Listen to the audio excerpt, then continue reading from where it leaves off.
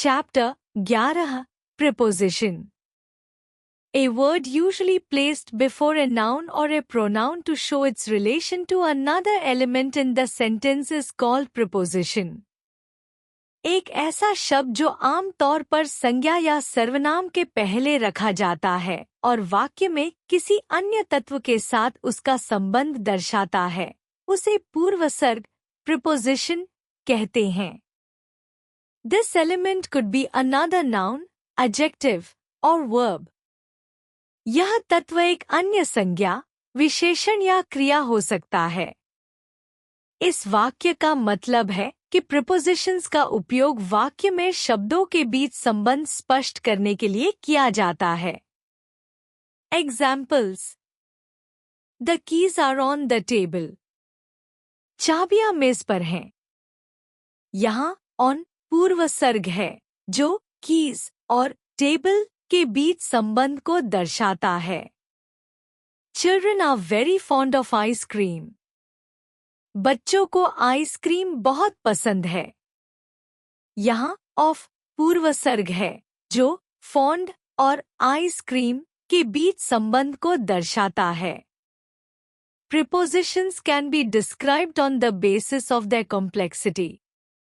एक simple preposition.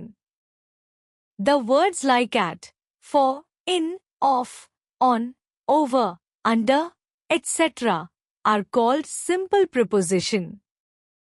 जैसे at, for, in, of, on, over, under आदि शब्दों को सरल पूर्वसर्ग simple preposition कहा जाता है. These common prepositions can be used to describe a location, time और place. इन सामान्य पूर्वसर्गों का उपयोग स्थान, समय या जगह का वर्णन करने के लिए किया जाता है. Examples. The sun is above the clouds. सूरज बादलों के ऊपर है. यहाँ above पूर्वसर्ग है जो sun और clouds के बीच संबंध को दर्शाता है. He is sitting on the chair. वह कुर्सी पर बैठा है.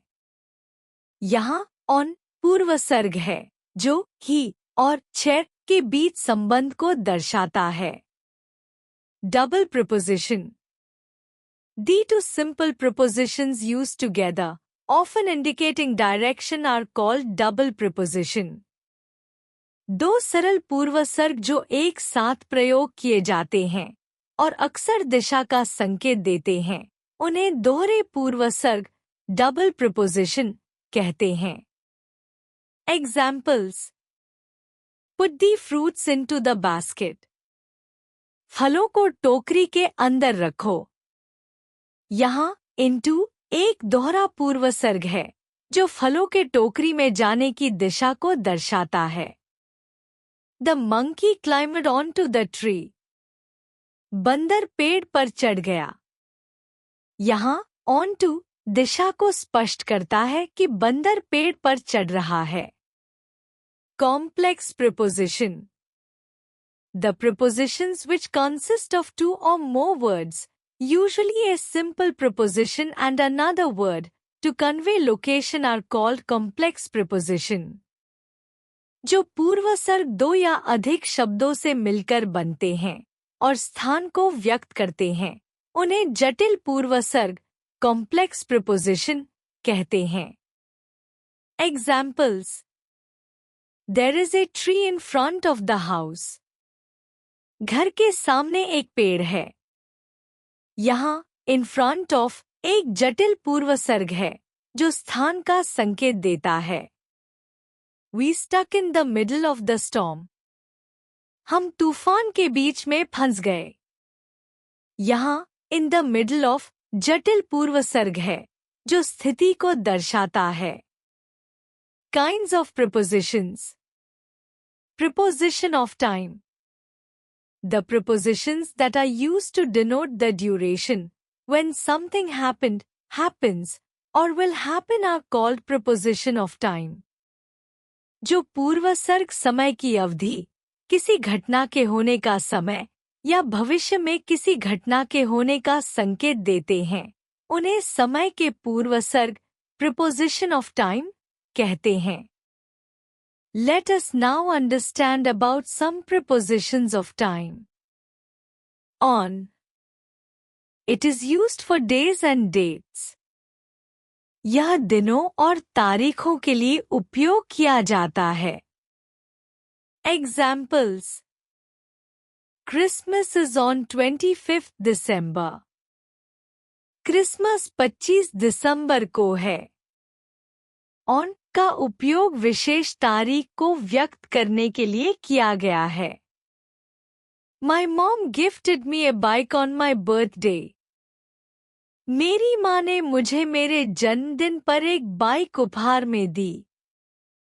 On यहाँ दिन को व्यक्त करने के लिए उपयोग किया गया है। In.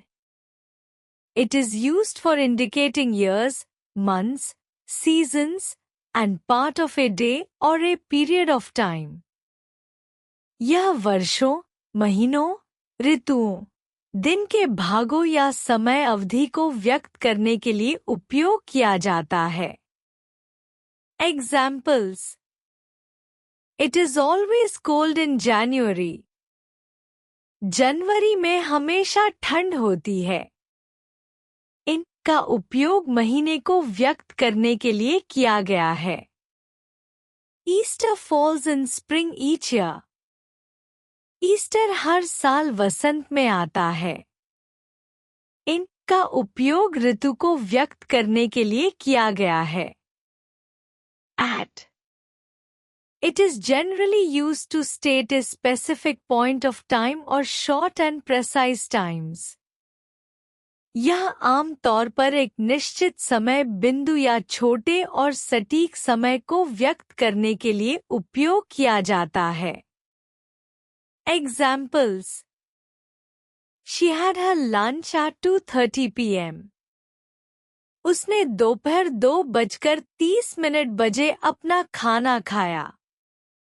At एक सटीक समय को व्यक्त करता है। Everyone was greeted at the event. सभी का कार्यक्रम में स्वागत किया गया। At एक सटीक घटना को व्यक्त करता है। Since. It is used to indicate a specific point in time until now, past till now. यह किसी विशेष समय बिंदु से लेकर अब तक, अतीत से वर्तमान तक को व्यक्त करने के लिए उपयोग किया जाता है। Examples. He has been suffering from fever since last night. वह पिछली रात से बुखार से पीड़ित है। Since पिछले समय से लेकर अब तक की अवधि को व्यक्त करता है। She has been working in this unit since 2000. वह 2000 से इस इकाई में काम कर रही है। Since एक विशेष वर्ष से शुरू हुई क्रिया को व्यक्त करता है। Until till. It is used to indicate time only up to a certain point. यह केवल एक निश्चित बिंदु तक समय व्यक्त करने के लिए उपयोग किया जाता है। Examples. The store is open until midnight. दुकान आधी रात तक खुली रहती है। Until यह दर्शाता है कि समय एक निश्चित बिंदु पर समाप्त हो जाता है। You will not go to play until you finish your work. तुम तब तक खेलने नहीं जाओगे जब तक तुम अपना काम पूरा नहीं कर लेते। Until यह स्पष्ट करता है कि एक कार्य के पूरा होने तक दूसरा कार्य नहीं होगा। For. It is used to indicate time of over a certain period. यह एक निश्चित अवधि के समय को दर्शाने के लिए उपयोग किया जाता है। Examples. We are going on vacation for a week. हम एक हफ्ते की छुट्टी पर जा रहे हैं। यहाँ for एक निश्चित अवधि, एक सप्ताह को व्यक्त करता है। He has been talking to someone for 2 hours. वह 2 घंटे से समन से बात कर रहा है। For यहाँ 2 घंटे की समयावधि को व्यक्त करता है। Ago. It is used to indicate time from now to a specific point in the past. यह वर्तमान से अतीत के किसी विशेष समय बिंदु को दर्शाने के लिए उपयोग किया जाता है। Examples. They left the venue an hour ago. वे 1 घंटा पहले स्थल छोड़ चुके थे। Ago समय को अतीत में इंगित करता है। Long time ago, the wheel was invented. बहुत समय पहले पहिया का आविष्कार हुआ था। Ago यहाँ अतीत के एक विशेष बिंदु को दर्शाता है। During. It denotes the complete course or duration of time period. यह समय अवधि की पूरी प्रक्रिया या अवधि को व्यक्त करता है। Examples. I learned art during my holidays. मैंने अपनी छुट्टियों के दौरान कला सीखी। During समय अवधि, छुट्टियां को दर्शाने के लिए उपयोग किया गया है। It rains a lot here during the monsoons. यहाँ मानसून के दौरान बहुत बारिश होती है। During एक विशेष अवधि, मानसून को व्यक्त करता है। Before after. They are used to indicate previous or later to in time. ये समय में पहले या बाद में किसी घटना को व्यक्त करने के लिए उपयोग किए जाते हैं। Examples. We will not leave before 10 am. हम सुबह 10 बजे से पहले नहीं जाएंगे। Before यह दर्शाता है कि कार्य 10 बजे से पहले नहीं होगा। Wash your hands after taking your meals. अपने भोजन के बाद अपने हाथ धोएं। After भोजन के बाद का समय इंगित करता है। Prepositions of place. The prepositions that are used to denote a place, position or location of a noun or a pronoun in the sentence are called preposition of place. जो पूर्वसर्ग वाक्य में संज्ञा या सर्वनाम के स्थान, स्थिति या स्थिति को दर्शाने के लिए उपयोग किए जाते हैं, उन्हें स्थान के पूर्वसर्ग, preposition of place कहते हैं।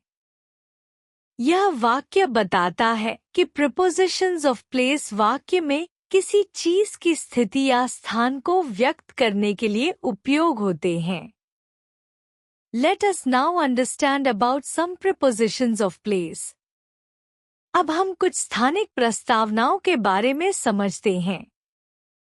यह वाक्य यह बताता है कि हम अब स्थान से संबंधित कुछ प्रस्तावनाओं, prepositions of place, के बारे में जानकारी प्राप्त करेंगे। प्रस्तावनाएं, prepositions, वह शब्द होते हैं जो स्थान, समय या स्थिति को व्यक्त करने में मदद करते हैं। In. It is used to denote the position or state inside the boundary. यह सीमा के भीतर स्थिति या अवस्था को व्यक्त करने के लिए उपयोग किया जाता है। Examples. My uncle lives in Bengaluru. मेरे चाचा बेंगलुरु में रहते हैं। इन यहाँ स्थान को व्यक्त करता है जो सीमा के भीतर है। The girls are playing in the garden. लड़कियां बगीचे में खेल रही हैं। इन बगीचे के भीतर की स्थिति को व्यक्त करता है। At. It is used to point out at something at some specific point. यह किसी विशेष बिंदु पर किसी चीज को इंगित करने के लिए उपयोग किया जाता है। Examples. She met me at the airport. वह मुझसे हवाई अड्डे पर मिली. At एक सटीक स्थान को व्यक्त करता है. Turn to your left at the next crossing. अगले चौराहे पर बाएं मुड़े. At एक सटीक बिंदु को व्यक्त करता है. On. It denotes the placement of a particular thing or position of something displayed on something. यह किसी विशेष चीज की स्थिति को व्यक्त करता है जो किसी चीज के ऊपर हो. Examples. She will sing on stage tomorrow. वह कल मंच पर गाएगी.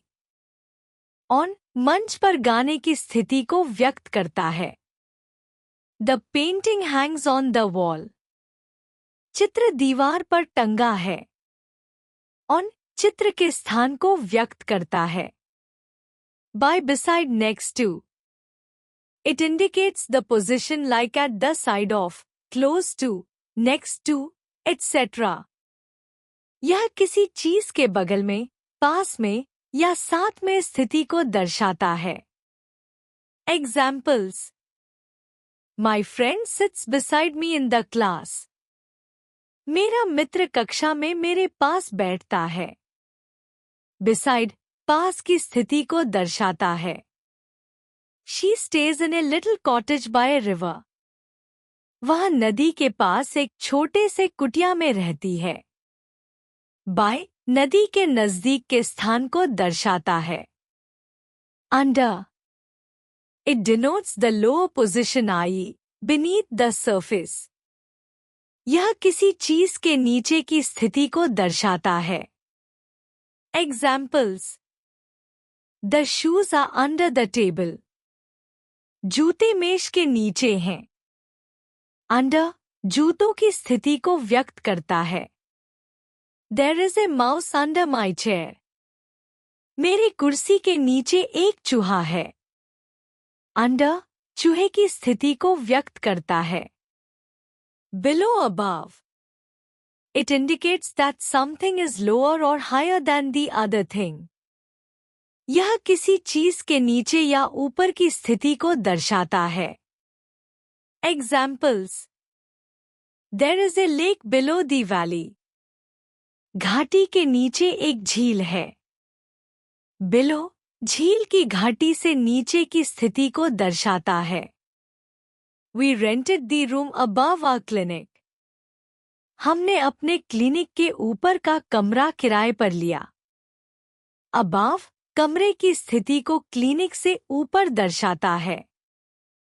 Between, among. It indicates the position of a noun or a pronoun in between the two things or more than two things respectively. यह संज्ञा या सर्वनाम की स्थिति को दो चीजों या एक से अधिक चीजों के बीच दर्शाता है. Examples. He sat between Romy and Ranu.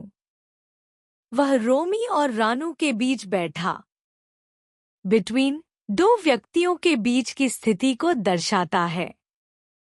The boys are fighting among themselves. लड़के आपस में लड़ रहे हैं. Among तीन या अधिक लोगों के बीच की स्थिति को व्यक्त करता है. Over. It is used to indicate the position of covering or vertically higher than something. यह किसी चीज के ऊपर या उसे ढकने की स्थिति को व्यक्त करने के लिए उपयोग किया जाता है. Examples. There is a bridge over the river. नदी के ऊपर एक पुल है. Over पुल की स्थिति को नदी के ऊपर दर्शाता है. The lady put the blanket over her body. महिला ने अपने शरीर पर कंबल रखा. Over यहाँ कंबल द्वारा शरीर को ढकने की स्थिति को व्यक्त करता है. Behind, in front of. It is used to indicate the position of something at the back or ahead of something. यह किसी चीज के पीछे या आगे की स्थिति को व्यक्त करता है.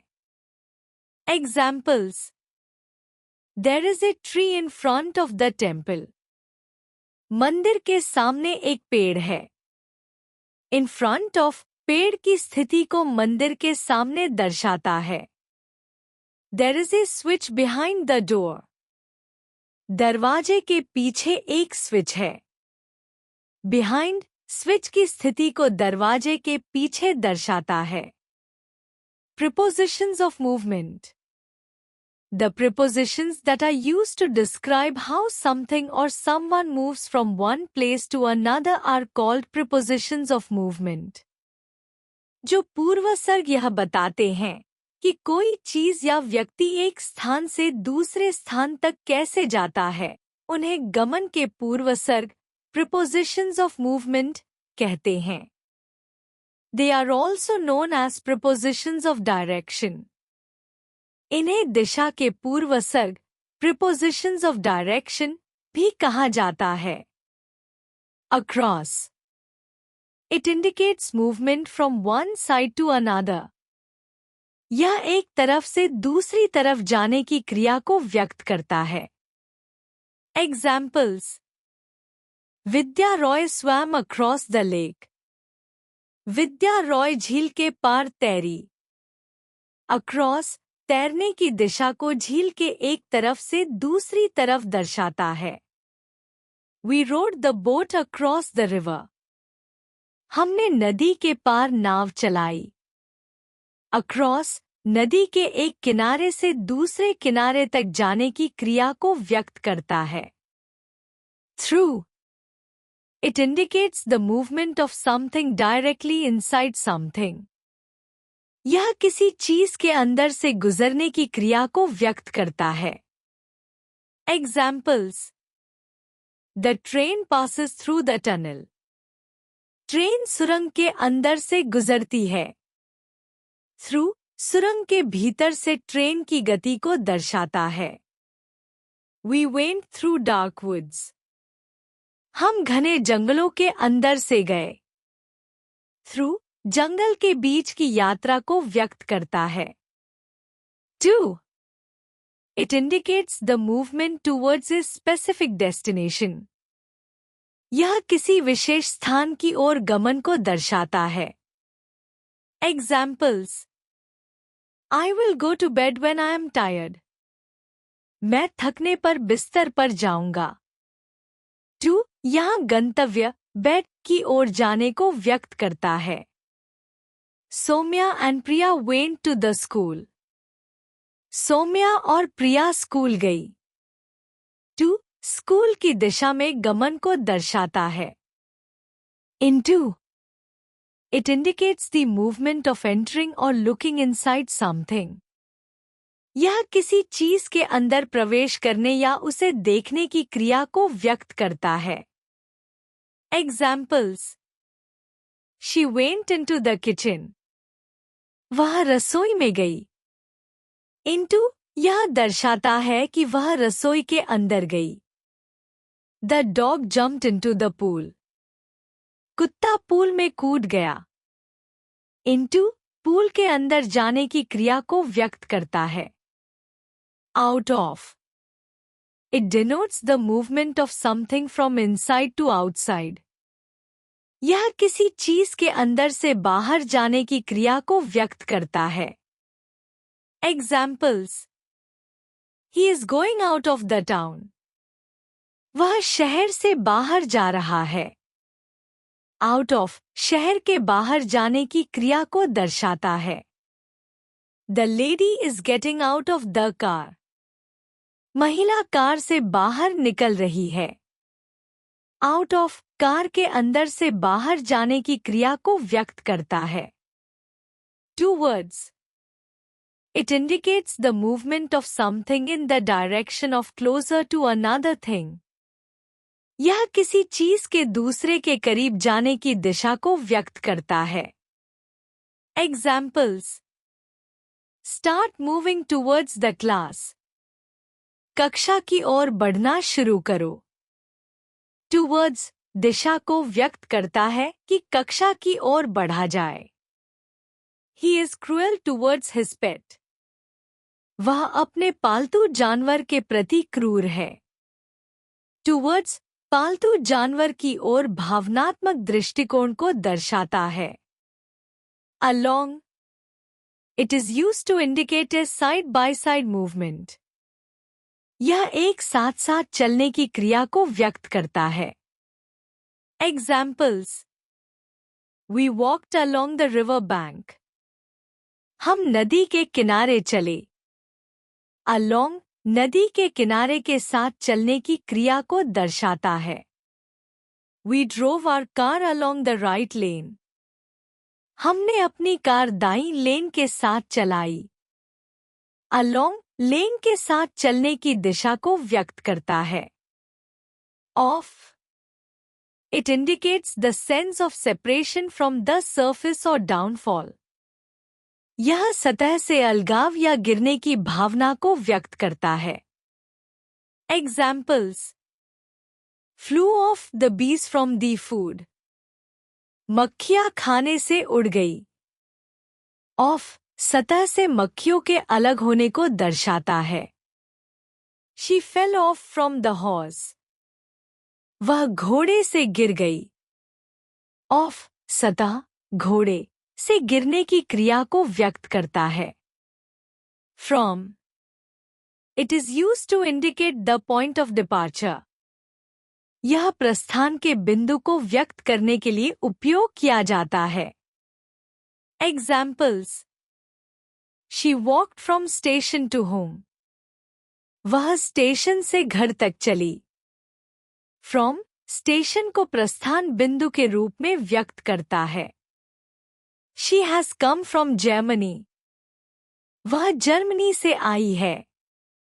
From जर्मनी को प्रस्थान स्थान के रूप में दर्शाता है। Against.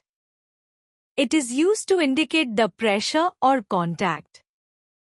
यह दबाव या संपर्क को व्यक्त करने के लिए उपयोग किया जाता है। Examples. The boat sails against the flow of air.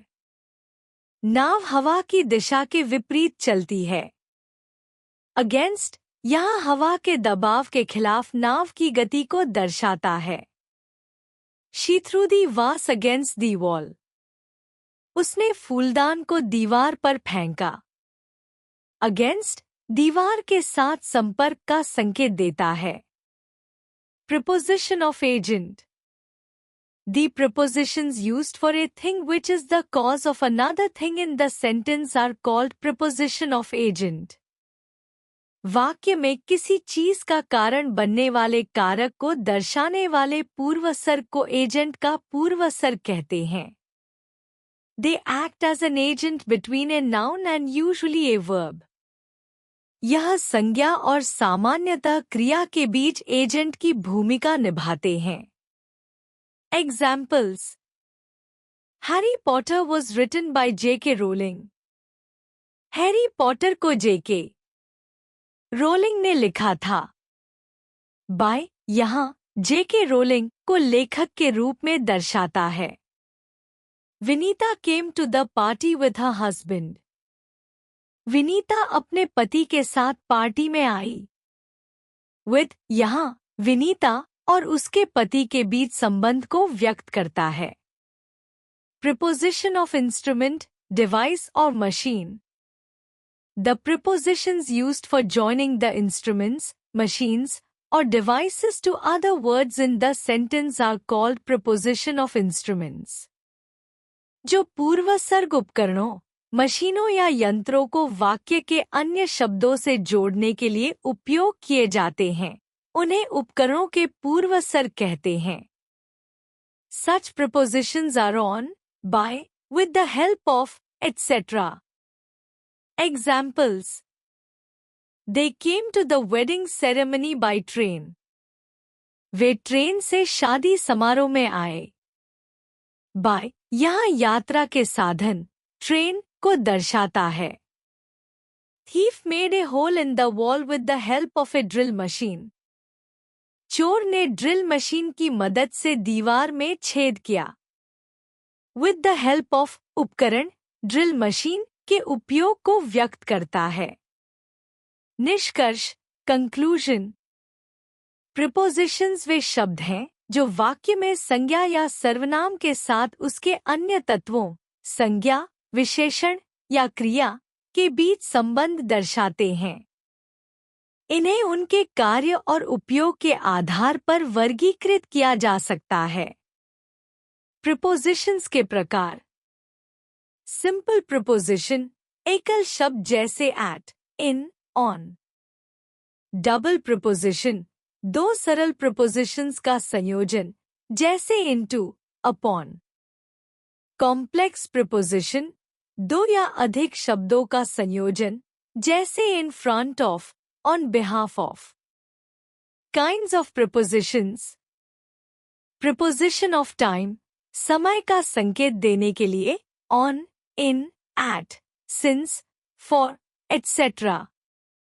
Preposition of place, स्थान, स्थिति या स्थिति का संकेत देने के लिए in, at, on, under, above, etc.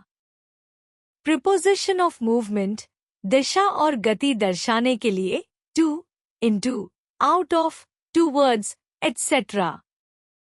Preposition of agent, कारण या संबंध दिखाने के लिए bye, with. Preposition of instrument, उपकरण, मशीन या साधन दिखाने के लिए on, by, with the help of. विशेष उपयोग। प्रीपोजिशंस को संज्ञा और सर्वनाम के साथ सही तरीके से उपयोग किया जाता है। प्रत्येक प्रीपोजिशन का उपयोग स्थान, समय, दिशा या कारण को प्रभावी रूप से दर्शाने के लिए किया जाता है।